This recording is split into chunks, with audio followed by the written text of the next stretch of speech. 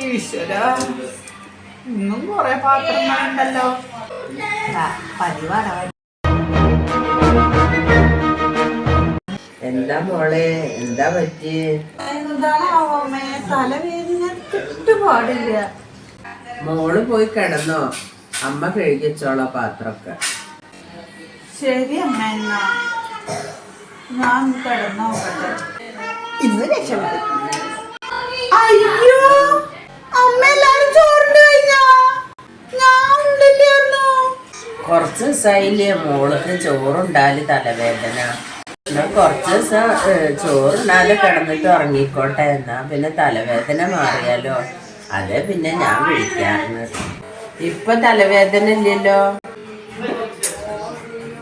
തലവേദന ഇല്ല. എന്നാ മോള് പോയി കിടന്നോ.